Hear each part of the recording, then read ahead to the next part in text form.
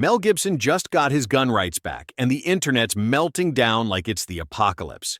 The anti-gun crowd and folks with a full-blown case of Trump derangement syndrome are furious that a Hollywood actor with a 14-year-old misdemeanor can legally buy a gun again.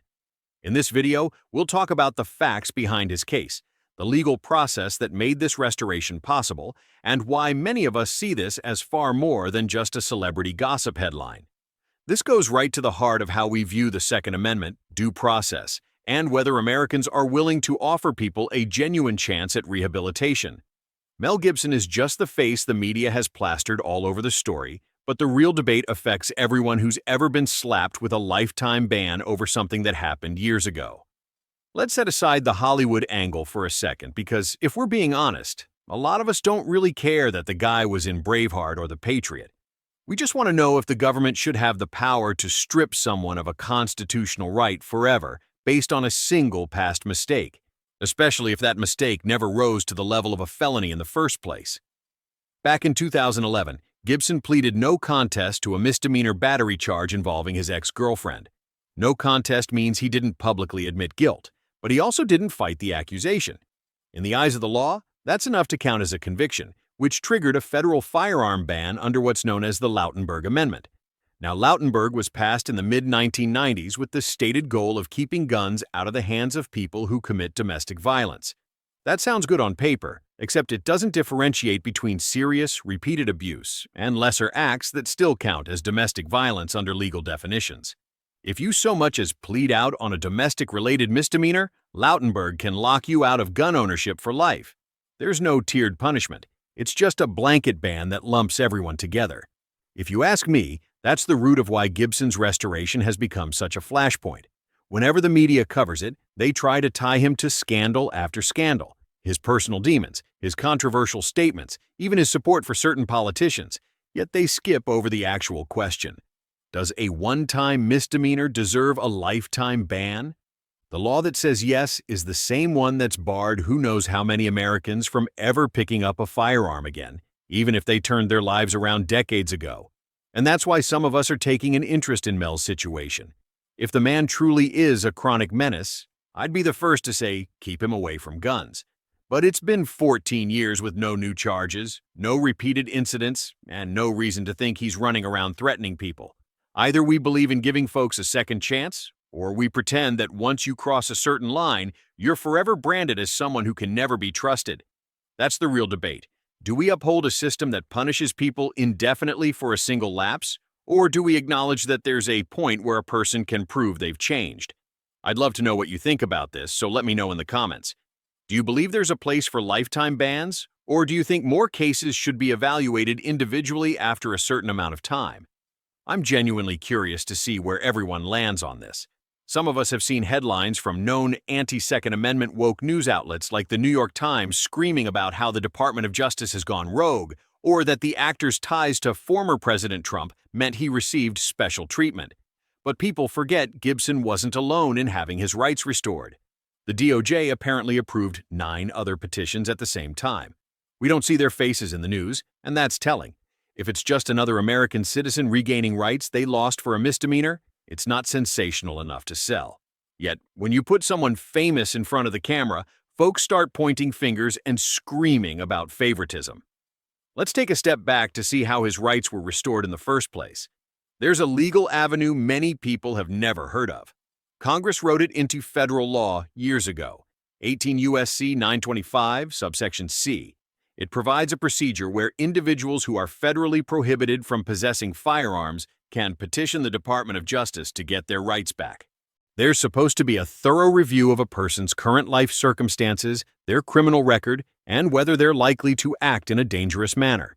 It's a way to separate someone who had one blow-up argument years ago from a chronic abuser who has a pattern of violent behavior. In theory, it's a fair-minded approach, bridging the gap between public safety and second chances. But starting in the early 1990s, Congress pretty much defunded the effort, turning it into a dead letter for ordinary folks. Funding was slashed after some groups claimed it was letting violent felons slip through the cracks. That debate ended up punishing a lot of nonviolent or one-time offenders who might have otherwise gotten back on track with a normal life. They were effectively locked out because there was nobody to process their petitions. It seems that under a new policy, the Department of Justice has taken steps to give this process some teeth again, at least in limited cases. Certain individuals, including Gibson, managed to get their petitions approved. Then the media ran with the story, specifically latching onto Mel's name and ignoring the others who also benefited. That's where Elizabeth Oyer comes in. She was the DOJ's pardon attorney and apparently refused to sign off on Gibson's restoration because she felt it was too politically motivated. She was fired shortly after, which fed the headlines that the Trump administration had axed her for not giving special treatment to a famous Trump supporter. But if we dig deeper, we see that the facts aren't that black and white. The DOJ says that it followed established criteria, that Gibson's record was examined, and that he met the requirements for restoration. We also know that Oyer never mentioned any real evidence that Gibson was currently dangerous. Her concern was over the optics and the possibility of domestic abusers getting easy passes. That's a legitimate worry, but it doesn't necessarily prove that Gibson himself is a threat. What you find in all these news pieces is a lot of speculation about politics, phone calls, and rumored Trump connections, but not much talk about the actual law or the objective reasons why a single 14-year-old misdemeanor should still bar someone from the Second Amendment. The New York Times hammered the angle that he's a Trump supporter, as though that alone explains everything. Meanwhile, the Washington Post ran an op-ed from two law professors who said that reviving the restoration process for people with old, nonviolent convictions is actually a practical way to keep more severe bans in place for genuinely dangerous criminals. If we never allow any path to redemption, courts may end up deciding these bans are unconstitutional altogether because they're too broad. So, ironically, giving someone like Gibson a chance to petition for his rights might be a good thing if we want to preserve some of the other firearm prohibitions that keep violent felons disarmed. We also have people like Collier Noir weighing in, saying that this entire debate is about the integrity of the Second Amendment, not about some personal love for Gibson. Noir's perspective points out that if we can't trust the system to differentiate between a low-level misdemeanor from over a decade ago and a high-risk ongoing threat, then we're effectively writing off the concept of due process. The general sentiment among many of us is that once someone has served their punishment and proven they can stay clean, we either consider them safe to rejoin society fully, or we question why they're walking free at all. That might sound overly simplistic, but it does cut straight to the heart of the issue. The Constitution never said, "You have the right to keep and bear arms, unless you did something once upon a time and we decide to hold it over your head forever." It's not that we have to applaud Gibson as some perfect human being. His track record includes offensive comments, problems with alcohol, and plenty of questionable behavior that's been widely reported. But it's also true that people can change. If there's no evidence that he's still a threat, how does it make sense to keep punishing him for something the court deemed a misdemeanor, especially after this many years without any further run-ins with the law? Some folks bring up how he's had relationships with certain politicians or certain circles, and that may have accelerated his path toward restoration. If that's true, I say the solution isn't to block everyone's rights, but to open up the process to all, so regular folks who aren't celebrities can get the same chance. We should have a system that's robust, fairly funded, and transparent. Let each applicant show proof of a stable, law-abiding life since the incident. If the evidence supports them being safe, restore their rights. If it doesn't, keep them restricted. That would take away the endless accusations of favoritism. If 1,000 random citizens also regained their rights through the same process, we'd see a lot fewer screaming headlines about Mel Gibson's gun rights reinstated. It wouldn't be news because it'd just be part of a routine legal mechanism. But because the old law has been languishing without proper funding, the only stories we hear are the sensational ones that revolve around famous people or politically connected individuals. Now, I get that domestic violence is a hot-button topic, and for good reason. Nobody wants to see an abuser get a gun and do something horrible. But the public doesn't often get the full picture about how broad domestic violence statutes can be.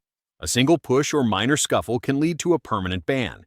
The idea might have been to err on the side of caution, but it can end up ensnaring people in a one-size-fits-all net that never considers the actual severity of what happened. There's a difference between a deeply entrenched pattern of violent behavior and a single meltdown that occurred under extreme emotional stress. We should always punish wrongdoing, but we also have to ask, does that wrongdoing justify perpetual disenfranchisement? If we truly can't trust someone not to be violent ever again, maybe that person shouldn't be out on the streets at all. If they're free and living among us, is a total and permanent ban justified if they've otherwise turned their life around? We also shouldn't forget the bigger constitutional stakes. Several court rulings have shown that permanent gun bans for large groups of people are in shaky territory. Judges have pointed out that if these bans rely on broad, one-size-fits-all reasoning, they might not survive scrutiny under modern interpretations of the Second Amendment. That's partly why people are trying to create a more individualized approach. The law can't stand if it's built on ignoring context or refusing to let anyone recover from a misstep. If we never let people show they've changed, the entire ban could be thrown out by the courts. Imagine the irony of losing every domestic violence restriction because the system refused to consider a narrower, case-by-case approach that balanced safety with rights. If we want to maintain some form of public safety measures, we need them to align with constitutional principles. For me, the question isn't, do I like Mel Gibson? The question is, does his one bad act justify permanent exclusion from owning a firearm? And if the government has a process to decide whether someone's no longer dangerous, who are we to say it can't apply to someone who also happens to be a Hollywood figure? He's just a man under the law. If he meets the criteria, if his record shows 14 calm years, and if authorities have confidence he's not a hazard, then that's due process in action. There's no reason to treat him differently from a truck driver, a bartender, a teacher, or anyone else in the same boat. Hollywood connections may have made the story louder, but the principle remains the same. We either accept that restoration is possible, or we keep people in a permanent penalty box. That doesn't sound like liberty to me. I don't know about you, but I'd rather see a system that applies to everyone fairly than watch the media fixate on one star's name to stir up outrage.